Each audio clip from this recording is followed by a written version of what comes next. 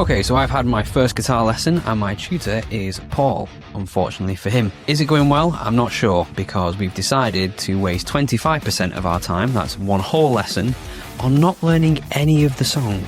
But Paul has told me to trust the process. I've learned how to move a chord, a power chord, I'm told they're called. Why do guitarists have weird names for things? How to move that around a fretboard. And supposedly, by doing that, we're going to learn the entire song next week. I'm skeptical, but let's trust the process.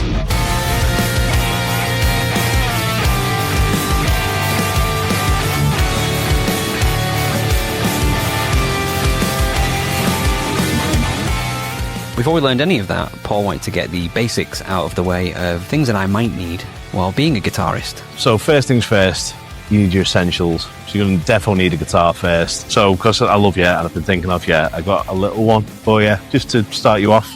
So there we go.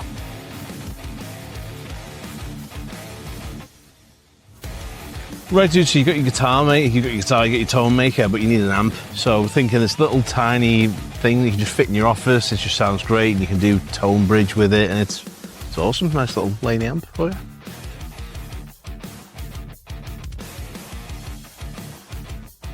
So now that you've got your guitar, what you're going to need is like a plectrum or a pick. So this is what you like kind of strum the strings with. So got you one of these little cool little boys. Yeah.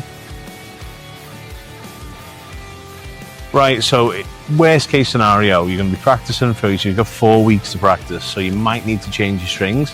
So NYXLs by the Dario, this is the way to go. So just in case you need these. So, jokes aside, this is the equipment I will be using for the show. My Ibanez Gem.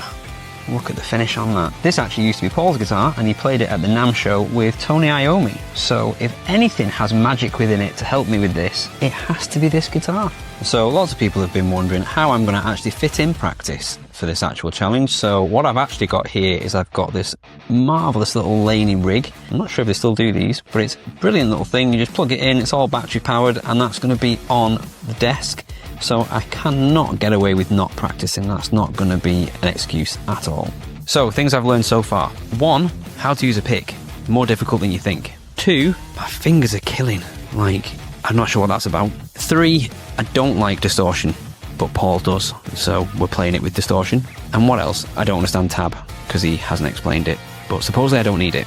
So apart from all the things I've learned with the guitar, the things is the things that are weird about it. So I play piano and drums. It's weird to have an instrument that I don't sit at, that I actually hold. That's weird. And that it moves when you move. That's really odd. I don't understand that in the slightest. I've also never stood up to play an instrument. So what do you do with your legs? How do you walk around? I don't know what to do with that either. So I'm gonna have to figure out how to do something with that. Also, what do you do with the strap? Where do you put it? How long should it be? How short should it be? Where do you wear a guitar? I don't know.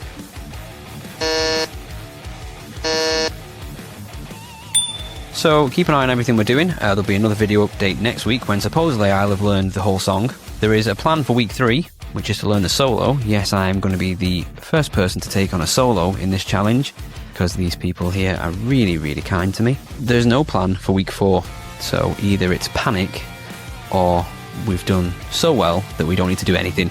We'll figure that out along the way.